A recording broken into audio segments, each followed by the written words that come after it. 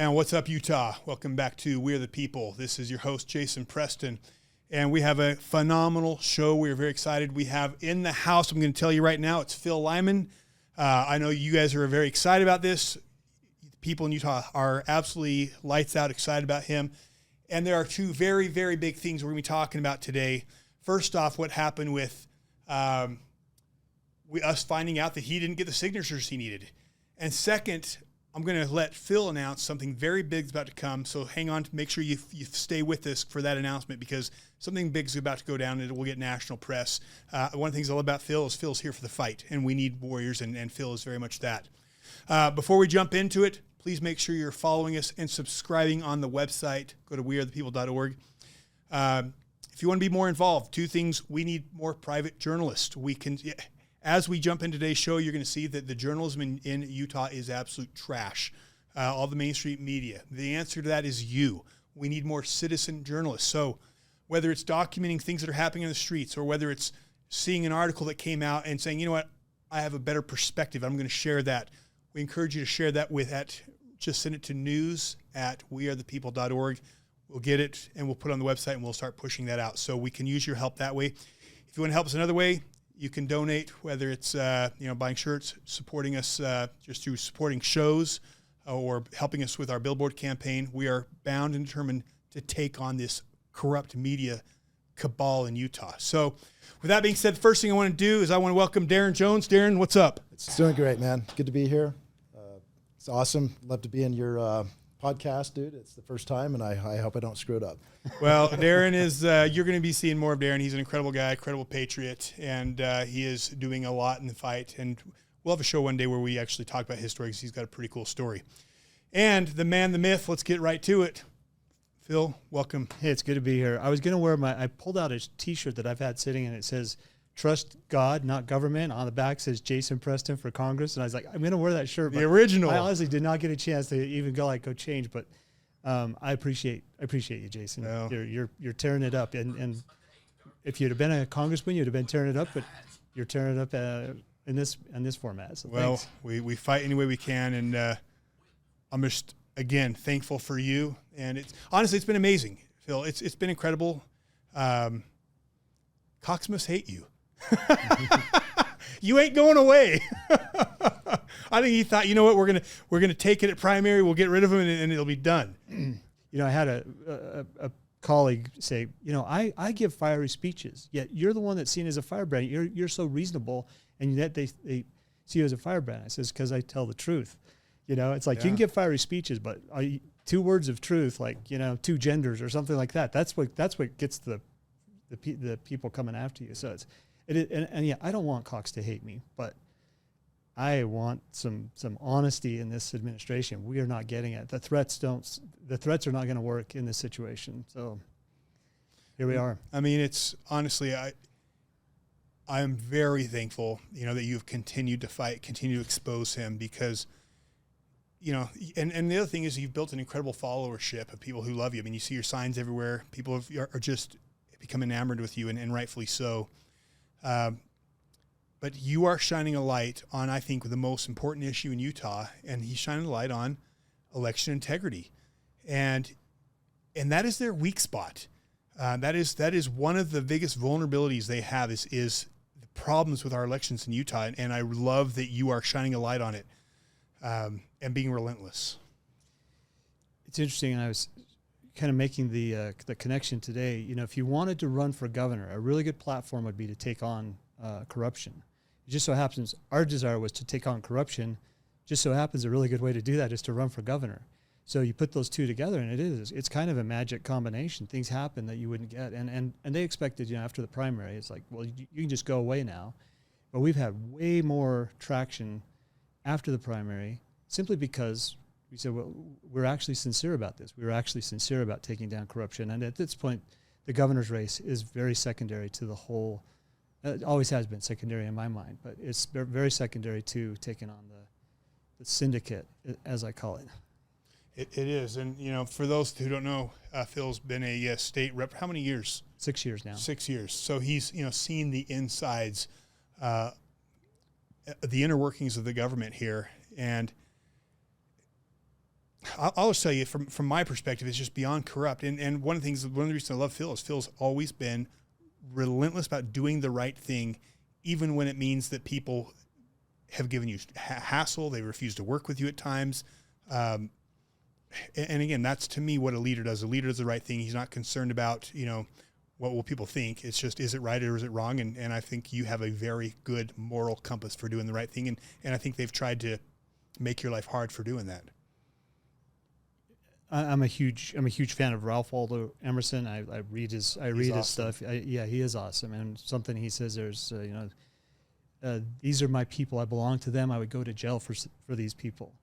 And I've been to jail, and I can relate to that. It's like I would go to jail for the honest people who are being hurt by government, they're acting in good faith, hoping that those that are watching out for them are doing it honestly, and it breaks my heart when I see them damaged and hurt. They lose their occupation. They lose their reputations. They get squeezed by people who are playing the game, and policy is not supposed to do that. Government policy is not supposed to do that. And that honestly that's my history of getting into the county commission and into the state legislature, and it's really what's driven me here. And I'm not saying that it's a virtuous, I'm really angry about all these things, and I get fired up about it, and I do the best I can. But at the end of the day, my heart is with honest people who are being abused by the system. I love it.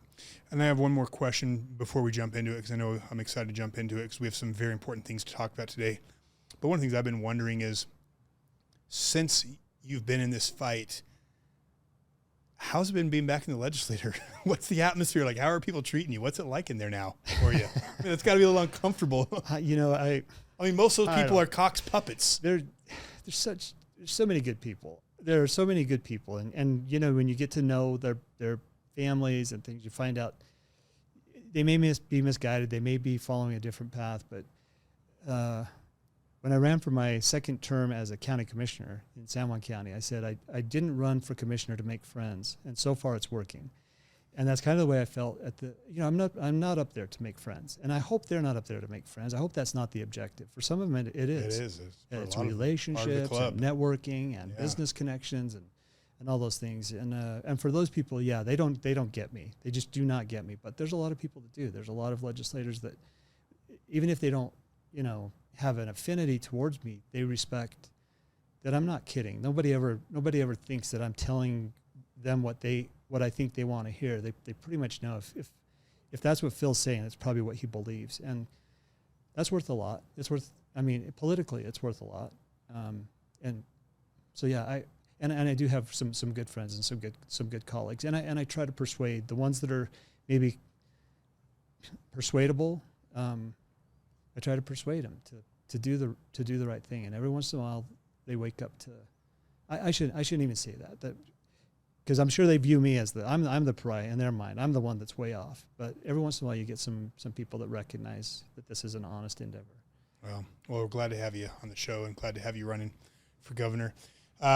So obviously big news has come out with, for those who, I'm just going to give the quick recap, who most people are aware that the constitutional path to becoming to the primaries is through convention process.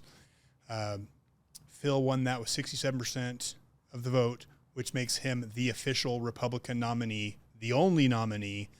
And Cox decided he could go around that by getting signatures. And in order to do that, you need a certain threshold of signatures.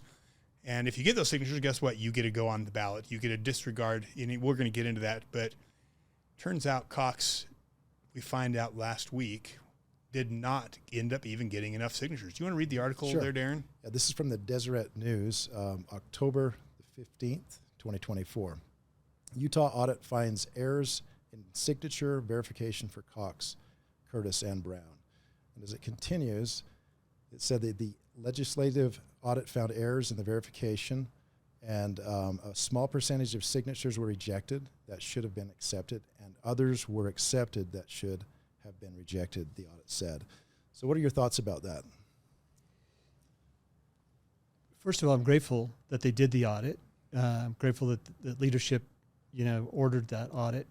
And I'm grateful that it came out before the election, because they didn't have to. They could have said, hang on to this, hold this information until after the election.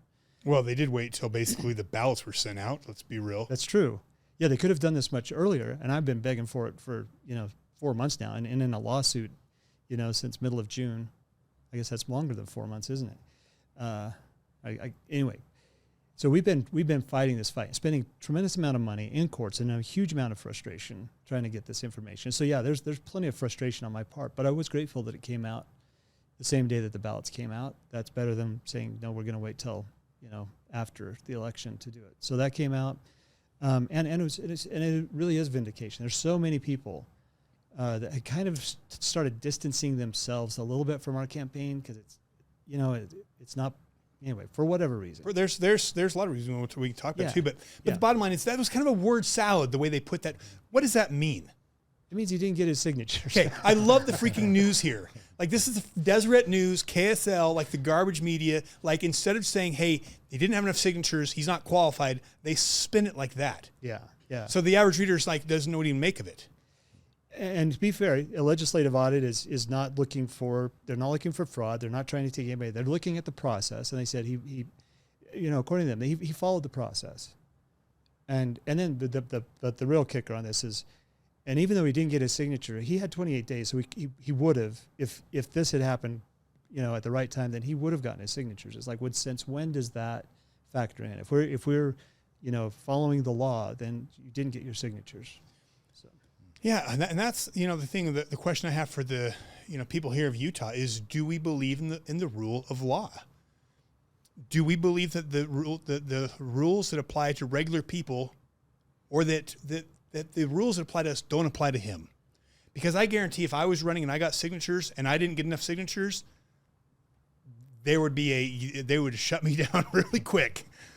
But how is it we have a governor that can get shut down by the delegates, not get enough signatures, try to hide it from us until the ballots are sent out, and then have the media try to do this word salad so people really don't know what to think, and well, he would have got them anyways. No, the fact of the matter is he did not get them, and he is not qualified. Am I wrong? No, you're not wrong. And I think you hit on what is really the biggest story, which is we don't have transparency. You cannot look at this stuff, and you should be able to. It's like, well, you never need to look at this. Don't look at this. You can't look at this. And then when they finally say, all right, well, the legislative auditor is going to look at it, they say, we found a problem, which is really a testament to why this information should be looked at routinely, and not just by legislative auditors, but by you and me and the public. And we're seeing that nationwide. We're seeing judges that come out and say, clearly this information is for the people's benefit so that they can have some confidence in their elections. You got a lieutenant governor saying, doubt the doubters. Don't doubt the election, doubt the doubters. And we're saying, well, give us some reason why we wouldn't doubt the system. Let us look at it at least. No, you can't look at it. You can never, ever look at it. Then, of course, you're going to doubt. And you better doubt it. I go back to a speech that you gave, government is fire. It is not something that you trust. It's something that you control and you keep a close eye on. A dangerous servant and a fearful master. And it is. And people that say, trust the government, it's like, since when would that be good advice? And this is something our leaders need to think about. Is the World Economic Forum has come out recently and talked about, they talked about the greatest, the top threats, and they said the number one threat is misinformation, disinformation, ahead of war, ahead of everything else. So the other thing they're talking about right now is they're saying that one of the forms of terrorism they're concerned about is terrorism. The people is the terrorists who are putting out mis and disinformation that are causing civil unrest in the government.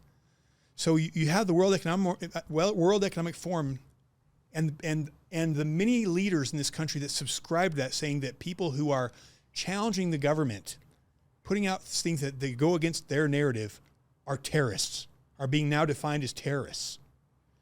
And you've got our lieutenant governor, who, again, another point that people need to remember is we in Utah do not have someone who a Secretary of State who oversees elections who's accountable to the people. They removed that, and now the governor oversees his own elections via Deidre Hendrickson. And what does she come out saying? She said, doubt the doubters, and these people who are questioning our elections are putting our democracy at risk, which is almost what the World Economic Forum is saying.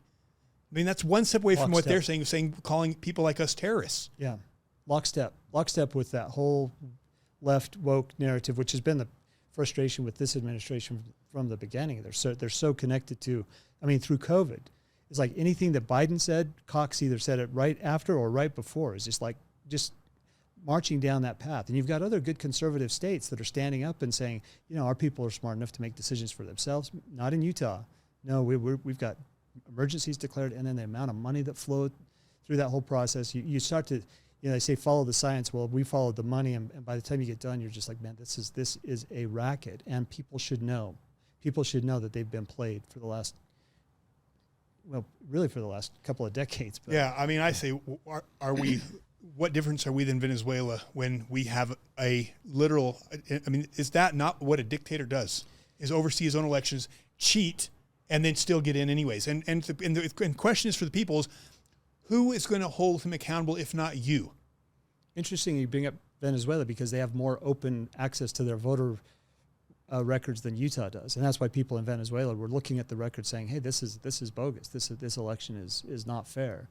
In Utah, it's like you can't look at those because they don't want to have that. They don't want to answer that question to start with. Darren, what do you think? Well, you know, Phil, I look at everything. I'm trying to influence people to get out and write your name in.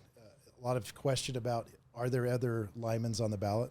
Is that going on? Did that really happen? And now they have to put in Phil Lyman and Natalie Clausen. What's the take on that? I mean, that's another one of those things. You're just like, this is juvenile. It's very effective. Not just juvenile. It should be illegal. Yeah, well, it is illegal. It's election interference. It is illegal, unless it's done by somebody with the last name Lyman who says, "I really want to run for governor," of their own volition. Then no harm, no foul. But if they were induced, if they did it purely to create chaos, that's called election interference, and it's a crime. But like I say, it's effective.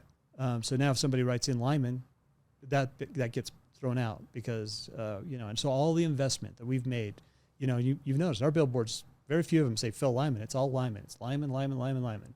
If not that, Lyman Clausen, you know, after Natalie joined us. But so a huge investment in name recognition for Lyman. And now they get the benefit by running as a Lyman. They didn't pay for that. And they create all the confusion. They have no intention of running for governor. They haven't had a single event. They put up a website because we pointed out they don't even have a website. It's like, oh, we'll get a website. And the kicker on this is the text messages that we receive from sources saying, my coworker said he just got approached by the Cox campaign to run for governor, and they're going to buy him a steak dinner and give him $1,000. I don't know if that's true. When it came out, when we got that, I said, we're not touching that. Well, we have the text messages, right? Yeah. I mean, we'll put those right here. I mean, so my response to that was, you know, we're not going to touch that. This could be a trap. We're not going to touch it, but send it over to the media. What does the media do? We're not doing anything with that. So we come out and we say, well, if you're not going to say something about it, we're at least going to say that this is what happened because we've been damaged. And of course, the story that comes out is, you know, Lyman campaign makes false allegations with no base. It's like, wait a second, you've got the text sitting in front of you. And so they went and they interviewed, you know, the individual, and he's very, very credible. And so it's a dilemma when people are like, you know, it seems like maybe the Cox campaign is behind this. Of course, they're going to deny it, and they're going to do whatever they can to you know, say that's not true. But the question remains, then why? Then why did this happen? But yeah. But what do you say to people who claim that you're just being a sore loser and you can't accept the election results? How does ethics play a part in the role of what you're trying to do now, and what do you hope to accomplish long term in Utah by pressing this matter that ethics in this fashion with voter integrity and collecting the right signatures and meeting that level of threshold? Why is that so important to you on an ethical level? I think the sore loser narrative has kind of gone away because first of all, we're not sore losers. We're just not. That's not what this is about. If people don't have the level of discernment to see what's actually happening with this campaign, if they want to throw that out, I think more people see that as a straw man logic. That's like, that's not what's happening here. Right. It's kind of like saying, well, he could have got his coulda, shoulda, woulda type thing. And same thing with these people. They're saying, well, they're just sore losers. It's like anyone that's saying that is suspect of you know, trying to create a false narrative. Well, you're a CPA, right? So accuracy is the imperative. And so you can't compromise that for your own line of work and your career.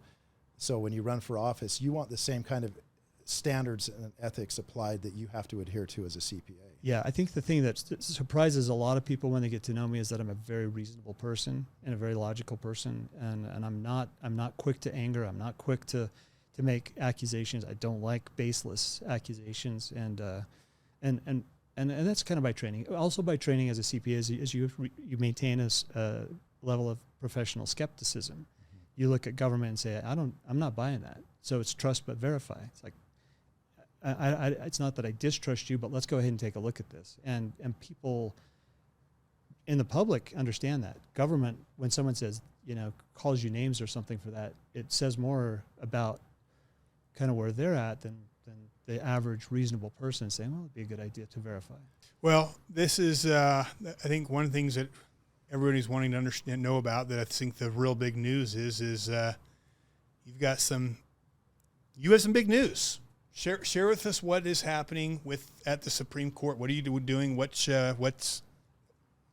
happening here? Because this is big. So if anybody wants to know what the case might look like that's going to the United States Supreme Court, they can go look at the case that went to the Utah Supreme Court, which they dismissed out of hand without hearing it. And what it is it's really asking a question. And apparently, I'm not an attorney, and we are doing this pro se. So we're researching as we go, but apparently there's a question that you can ask the Supreme Court, and it's not, they don't take up the case, but they do answer the question. And the question here is, do political parties have the right of association guaranteed in the Constitution? And right of association says that individual private parties can agree to something, and the legislature doesn't have the right to come in and supersede that agreement. And so it's a pretty straightforward question, and it's one that the Supreme Court has answered recently in favor of the political party and not in favor of the states that were making laws. So in Utah, we have a political party, the GOP, that has had a long tradition of delegates and county conventions and selecting their people to go and be their representatives at these conventions, and they select their nominee to go and run on the general election ballot. SB 54 came along and the legislature said, whoa. If you don't want to do that, we'll pass a law that says you can be the GOP nominee if you get signatures and you win a primary. And so it's a bad law, and it's one that a lot of people have said they will challenge it. So again, and the reason that's a problem, and the reason you're challenging the Supreme Court is because what you're saying is that the legislative body does not have the right to force or tell the Republican Party how they will choose their nominees. Right. Correct? That's correct. Unconstitutional. That's correct. The GOP is not a part of the government. It is a private, club, organization. Yeah. And and again, like any private organization, they can do what they want in constitutional bounds, as long as they're acting within the Constitution. And in Utah, 10 years ago, when SB 54 was passed, because of, to count my vote, a bunch of these corrupt people, schemers said, hey, this system, this caucus system allows the grassroots to upset the power structure. And if we want to manipulate the state of Utah, which Envision Utah has done, and if we want to manipulate the state of Utah, we need to have better control over who our representatives are. So we need to have a way to prevent the grassroots from taking control of the politicians. So they passed this law, SB 54, which says, all right, as long as they go get signatures, they can. It doesn't matter their belief system. Doesn't matter if they're a Democrat. As long as they call themselves Republican, it matters. Their values don't matter. But as long as they get signatures, they can show up at the primaries, and they can be nominated. And since then, the grassroots have been decimated. 10 years decimated. Absolutely. So you're going to the Supreme Court to challenge the fact that SB 54 overrides the power and takes away the authority of the GOP to pick its own nominees. Is that correct? Essentially. There was a case that was trying to get SB 54 thrown out as unconstitutional, and that's a good court case, and it needs to happen. And there was lots of reasons why that didn't move forward. One of them was that the newly elected governor at the time said, don't hear this case. Who? Spencer Cox. So we don't want this case heard. And the Supreme Court said, okay, well, you're the governor, and if Utah doesn't want us to hear it, that's right. then we won't hear it. So that's a little bit of a problematic history there. But our question is a little bit more basic, which is the right of association. A statement in the Constitution that says you have the right of association. So we say, do we have the right of association? And the Supreme Court, like I say, has ruled on this in the past. And if they say, yeah, you do, and the state legislature doesn't have the authority to supersede that, then that's a big step forward. The next one after the election, then we would say, well, maybe it's time to go and challenge. If I'm the governor, so I believe we'll challenge it. Okay, so you go to the Supreme Court, and they say, you know what, that has standing. Then what happens? Let's say that Cox. Let's say this is in December, and Cox has weaseled his way in there. Then what? And what happens is probably nothing, other than people will say. Would it come back to the Utah Supreme Court? Potentially it would come back to the Utah Supreme Court. They could, if I understand this right, the Supreme Court could hear it. They could remand it to the lower court to actually hear the case. And then now we're into SB 54, which is going to be, for us, that's an expensive lawsuit. That's all these things that it's like, okay, that's probably above our ability to handle pro se as a little ragtag group of people who have the truth on their side. So likely that would answer a key question to challenge SB 54. Then we'd be looking to, okay, do we want to challenge? If we want to challenge, is the GOP going to jump in with this? Is the state GOP going to be part of this? Is the legislature going to back this up? Are we going to get opposition from the people that should be helping us? And if not, are we going to go and raise some money and take this case ourselves? Natalie Clausen and I have we have standing, we have injury, we have all of the elements about as clear as you could get. And that did come into question before about standing. I don't think it was the deciding factor, but that was a question about standing. And then really it was a lack of interest on the part of the state of Utah as expressed by the then new governor to not hear it. So it would be a potential that we take on SB 54. The other way to get rid of SB 54 is for the legislature to repeal it, and I think there's a large appetite for that. So a Supreme Court decision backing them up on their desire to get rid of it at least would find out, do you really want to get rid of it? If so, run a bill, or do you really not want to get rid of it? And if that's the case, then don't run a bill, and the people will pay attention to that too. And just so our listeners know, even if Cox weasels his way in there, again, he didn't have the signatures. He doesn't qualify. I mean, he is an illegitimate candidate. Period. There is no path that shows he's legitimate. But if he gets in there anyways as an illegitimate candidate, and this gets and the U.S. Supreme Court agrees this has standing, technically he could be removed, and you could have a special election. Yes. And special elections happen all the time. Just so our listeners know, that's not uncommon. So you can still get rid of him and have a special election. Yeah, especially between now and January when he would take office, in his second term. So there's some time there. Clearly, it would be better to get it done before the November 5th election. How long do you think it'll take to get an answer from the Supreme Court? I'm inexperienced in this, but they have said when they get something that has some urgency, they will respond really, really quickly. So it wouldn't surprise me if 10 days from now, if we have a decision. Of course, 10 days from now is about the end of October. So anything later than that would be after the election, and then it would still play in. If they came out before the election was certified and said that, I think that gives clerks and commissioners some courage to say, I'm not certifying this. There's a legitimate question that is hanging over our heads, and I'm not going to certify an election until we get the answer to that question. If they certify the election, which they'll be pressured to by the lieutenant governor, then we're probably into the courts of saying new election. We need a new election, and that's a heavy lift. And courts don't like to mess around in this territory, but we are in uncharted territory with this whole thing. And the writing candidacy has legs because of this, and people are saying it's like, hey, that's not fair to put this whole thing in that context of like, we win, you lose no matter what. So the write-in starts to appeal to a lot of people just out of a sense of fairness. Well, as we anything else you want to share that you want our listeners to be aware of about your case or about your experience running that you want them to know? Yeah, I think that the two elements to circumvent the right of association of the GOP is get your signatures and win a primary election.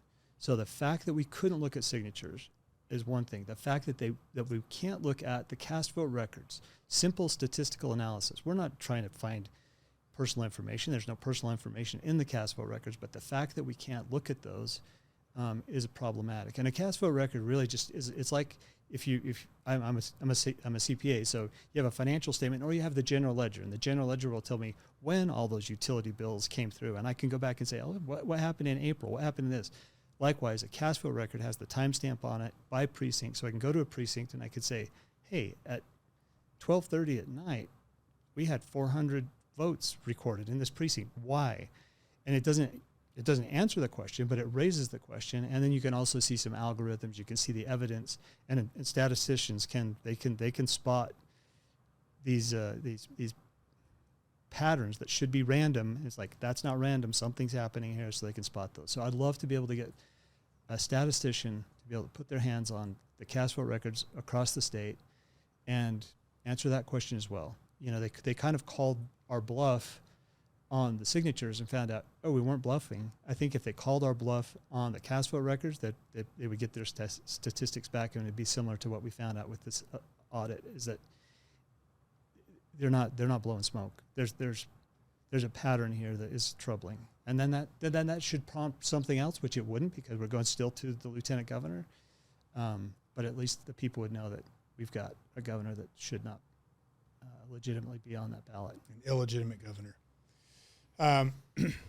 Just to our listeners, just a reminder, after the 2020 elections, almost every red state started trying to get rid of universal mail-in voting. They started passing laws getting rid of universal mail-in voting, banning the National Republican Party came out and banned ranked choice voting.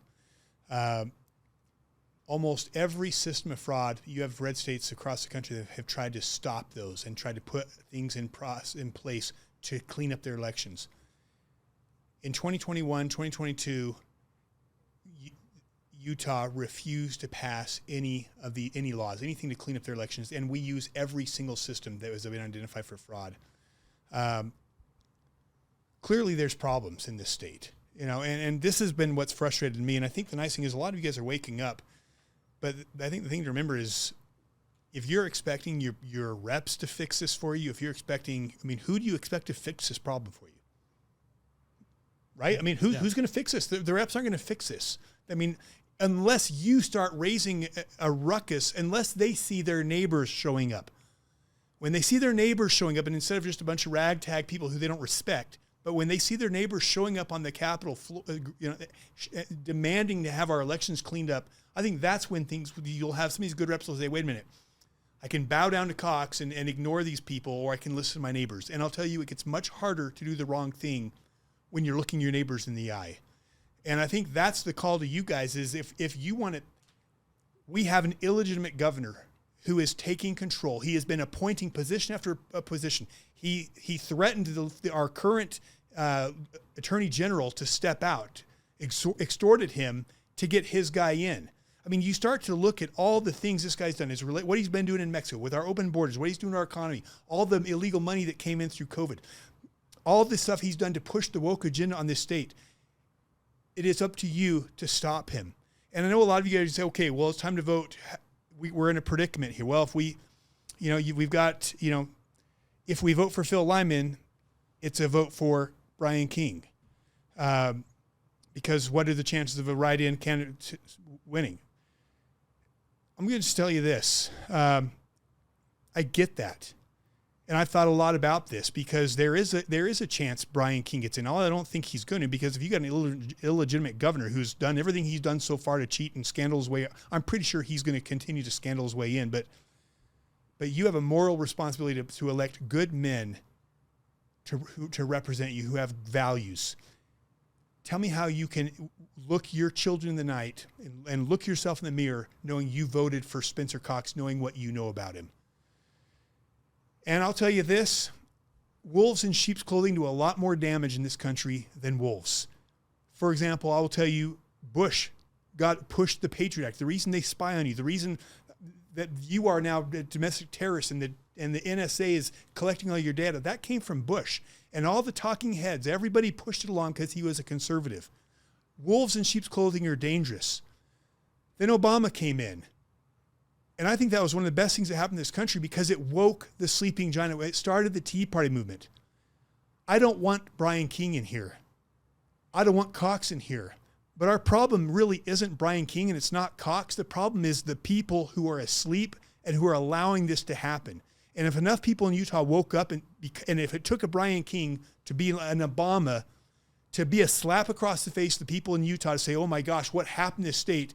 And if that were to start a Tea Party type movement where all of a sudden we started cleaning house and took control of our House of Representatives and started cleaning up our elections, I don't know a better outcome. But I'll tell you what's not going to fix this state is allowing Cox to stay in another 4 years and continue to put us in bed with the United Nations and the World Economic Forum. So I'm going to, encourage you, write in Phil Lyman. Maybe we get him in, but if not, at least the blood is not on our hands, and that's what matters. So Phil, I do believe that God has had his hand all over your campaign. It's been a straight miracle. It's been miraculous watching the things that have happened. Has been. It has been incredible. I believe God is using you to wake people up, and you're doing a phenomenal job. So encourage our people, keep putting we have to stand behind Phil Lyman. There's not an option otherwise. So I do have to say one thing. Yeah. It's our anniversary, Jason. 3 years ago, I think is when I'd seen you around, but 3 years ago is when we had our first rally at the Capitol on the steps. Is that right? Yeah. And you were kind of wandering around and you spoke in that meeting with Steve Christiansen and I. Yeah. And it's like, and when you spoke, it's like, holy cow, this guy's bringing the heat. It was so refreshing. It was so good. But yeah, that was 3 years ago. We had a rally on the steps of the Capitol today. It was very reminiscent of that time. So you've been in the fight, and I appreciate it so much. And it is there are moments when you say God's hand is absolutely in this, and I don't take any of that to myself. I'm so pleased and proud to be part of it. It gives me chills when I think about where we're at in the state. I don't get discouraged by those things. I get really motivated, and so we're moving forward, and whatever happens, good things are going to happen. All things work together for good. And let's come full circle because I think there's something significant about that day. Steve Christiansen, who was an incredible rep. We had two great reps that I loved, Steve Christiansen and Phil Lyman. Steve Christiansen was presenting at that day on election integrity. That was after the stolen elections of 2020. He was calling everything out. What happened to him after that? Well, he resigned his seat. He was threatened. He Right. was threatened. We have a sitting representative who is threatened and forced out. Again, people, 3 years ago, we had a sitting rep threatened and forced out of office. So the state's in trouble, and we need you guys to we've got to dig in. We have got to dig in. We cannot, this is your state, it's my state. It is not Cox's, it is not these dirty politicians, and it's time to take the state back. Amen. Phil, thank you for being here. You. Thanks, Darren. Darren, you're the freaking man. Appreciate you. You guys will see more of Darren. We'll have him on. I want to have him share his story one of these next shows. But you guys, this is your country. This is your state. It is your children's future on the line. And if you do not stand up, we will sentence them to 1,000 years of darkness. God bless you guys, and God bless Utah.